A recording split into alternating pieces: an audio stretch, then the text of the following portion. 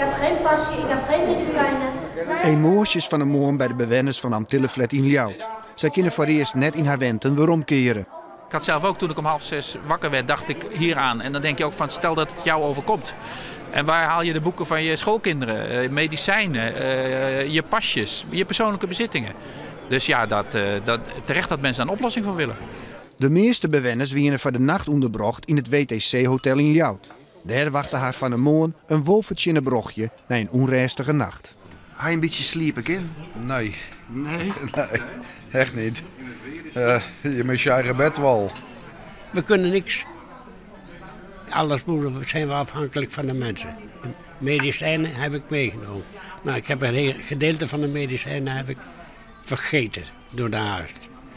Het verlossende wut moest letter op een moorn komen op een informatiebijeenkomst van de gemeente Ljouwt en woningbouwcoöperatie Woon Friesland. Maar het boodschap van burgemeester Kronen voel aan. Dus de eerste resultaten van het onderzoek komen over 2 dagen, donderdag om 11 uur.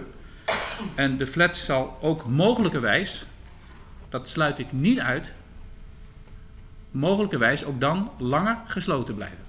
Je had je bedrijf aan huis. Ja, ik heb mijn bedrijf aan huis. Het kantoor dan aan huis en de opslagplak ergens huis. Dus daar ben ik net van afhankelijk. Maar daar kun je nog net bij komen. Dus. Ik kan er nergens bij komen, nee. En wat betekent het van je zaken, dwaan? Dat ik dus opdrachten waarschijnlijk nou kwijtraadje. Wol wordt de dupiëre slachtoffers helpt zijn bij het ziekje naar vervangende wenromte. Boppen dat wordt de bewoners deze eerste dagen financiële hulp aanbieden. Doch wie een soort meesken net tevreden. Ik ging naar de bar en bestelde een broodje en dat wordt niet vergoed. Werd mij verteld, onbeperkt fris, koffie en thee. En ik wou een biertje en ja, dat mocht dus ook niet. Bent u tevreden met de antwoorden die u hier gekregen heeft? Nee. Jonken de 53 hier wenten binnen 40 appartementen in de flat onder bewoners verkocht. Die meid haar slim zwargen hoe de weerde van haar huis. Ik heb 2 weken geleden met mijn vriend een ander huis gekocht. En ik zou deze week mijn woning laten taxeren. Om hem terug te verkopen aan de woningbouwvereniging. En dat wordt nu heel lastig. Want u bent bang dat die woning bijzonder in waarde is gedaald? Dat ook, dat hij in waarde is gedaald. En ik weet niet of het allemaal goed komt qua tijdstippen met de overdracht van het nieuwe huis. Of dan alles al rond is. Of dat ik dan een hele tijd straks nog met 2 hypotheken zit bijvoorbeeld. Het wie gewoon bewoners opvallen, dat krijgt het breuk van de 5e galerij ontstien wie op het plak dat ik al jaren lekkage west hier.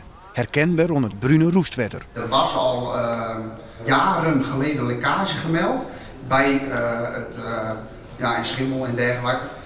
Precies op de hoek waar die balustrade bij de slaapkamermuur komt, zeg maar. Met de verrekijker was er ook te zien dat de bewapening in het beton doorgeroest was. En ex-directeur Koiker van Woon Friesland is van deze lekkage op een hichte. Die klachten worden altijd beoordeeld op waar gaat het over, wat is er aan de hand en wat moeten we oplossen. Dat is ook altijd op een normale manier gebeurd.